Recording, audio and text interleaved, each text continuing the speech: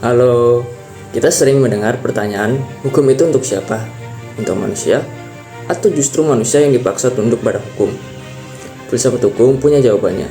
Sebelum itu, perkenalkan, saya Ahmad Sultoni dengan NIM B1A123-232.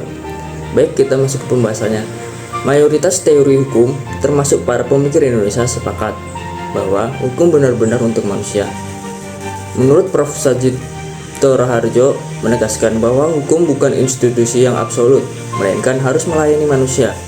Jika ada masalah dalam hukum, hukumlah yang harus ditinjau dan diperbaiki, bukan manusia yang dipaksa masuk ke dalam skema hukum. Ide ini diperkuat oleh pemikir lain, Motstar Kusumaatmadja, melihat hukum sebagai alat pembaharuan masyarakat yang perubahannya harus teratur dan bertujuan untuk ketertiban manusia. Bahkan di dunia internasional, Ross Choi Pon menyebutkan law as a tool of social engineering, menata kepentingan masyarakat demi tercapainya keseimbangan dan kepuasan maksimum. Intinya, semua teori tujuan hukum mulai dari tercapainya kedamaian, keadilan, kesejahteraan, hingga kebahagiaan maksimum, semua berpusat pada kemanusiaan. Lalu, bagaimana dengan Indonesia hari ini? Secara teoritis, kita meyakini hukum untuk manusia, namun dalam praktik, seringkali kita melihat inkonsistensi.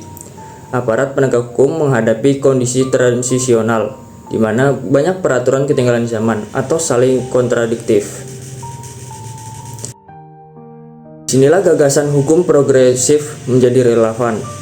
Hukum progresif menuntut agar penegak hukum seperti polisi, jaksa, dan hakim untuk melakukan langkah terobosan, tidak sekedar menerapkan aturan secara hitam di atas putih.